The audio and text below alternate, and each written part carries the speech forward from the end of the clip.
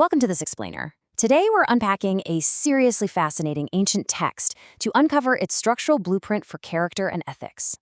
We're going to take a focused look at an extraordinary piece of literature that, despite being written thousands of years ago, lays out a surprisingly practical and, honestly, deeply challenging framework for human behavior. We're going to break this text down line by line to map out exactly what it takes to build a life of profound integrity. So let's jump right in. Right off the bat, verse 1 hits us with this grand cosmic mystery about who is actually allowed into an exclusive sacred space. The text asks two parallel questions. O Lord, who shall sojourn in your tent? Who shall dwell on your holy hill? It sets up this incredible dynamic.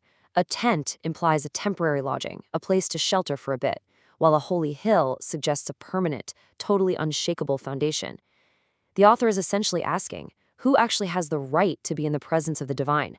What kind of human being possesses the character required to occupy such a revered space? It really is the ultimate question of access and worthiness. So let's explore the ultimate question as we examine Psalm 15. Our source material today comes from the English Standard Version, and we're looking at a concise 5-verse poem attributed to David. Now, before we can fully grasp the answer to that opening mystery, we have to look at the structure itself. It's remarkably brief, literally just 5 verses in total. Yet it doesn't waste a single word. Every single line is this dense, highly concentrated ethical command that traces a very logical path toward moral integrity. By anchoring our analysis in this specific text, we can really trace the exact logic the author uses to answer that massive question posed in verse 1. Moving into the core of character and the inward journey, the text kicks things off by focusing on deep internal qualities. It requires broad, active commitments to blameless behavior and doing what is right. Notice how it doesn't start with some grandiose public gesture or a flashy ceremony. It starts from within. The author uses the metaphor of walking. He who walks blamelessly. This isn't about doing one good deed and calling it a day. Walking implies a continuous, habitual way of living. It's the steady, day-by-day progression of a person's life. Coupled with does what is right, it establishes that access to that holy hill requires an active, consistent baseline of moral integrity. You literally have to practice righteousness in your daily steps. Then the focus beautifully narrows from those broad, outward actions to the most intimate, private standard imaginable, speaking truth within one's own heart. Think about how profound that is for a second. The author is demanding absolute honesty at the very core of your being, in those private spaces where absolutely no one else can see or hear you. It means no self-deception.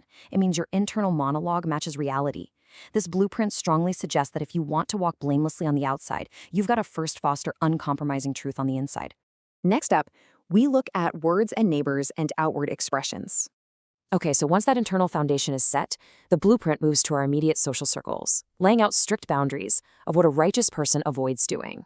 It's a striking triad of restraint, who does not slander with his tongue and does no evil to his neighbor, nor takes up a reproach against his friend. True character here is defined emphatically by what you refuse to do. Slander destroys communities, doing evil shatters trust, and taking up a reproach, which basically means eagerly spreading or soaking up damaging gossip, poisons friendships. To dwell on the holy hill, this text argues you must be a fiercely protective force for the reputations and well-being of the people closest to you. Which brings us to honor and integrity, focusing on judgment and oaths. Now, jumping into verse 4, we observe a dramatic shift into how this person evaluates the broader moral landscape. The text states, in whose eyes a vile person is despised. This means the person doesn't just turn a blind eye to corruption or make excuses for vile behavior. They see it for exactly what it is and reject it. But crucially, that's balanced on the flip side by actively honoring those who respect the divine, those who fear the Lord. It's an active calibration of values, withholding your praise from the corrupt and giving deep, genuine respect to the righteous.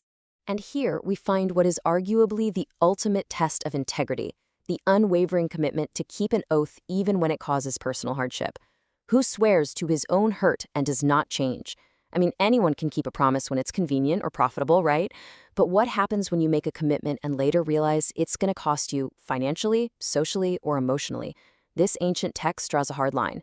You do not change your word. Your promise is binding, even when it hurts. This level of extreme self-sacrifice is presented as an absolute cornerstone of the ethical life. Let's expand this even further into money and justice, societal and civic actions. So, this ethical framework expands outward to its final sphere finances. We've moved from the heart to the neighborhood to the moral compass and now right into the wallet. The text lays down two incredibly strict economic rules meant to protect the vulnerable from exploitation, who does not put out his money at interest and does not take a bribe against the innocent. In the context of this ancient society, lending money at interest was often a predatory way to exploit someone who was already desperate.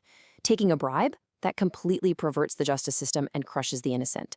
By forbidding these actions, the blueprint unequivocally links spiritual worthiness with economic fairness. Basically, you can't claim to walk blamelessly if your financial gains come at the expense of exploiting the vulnerable.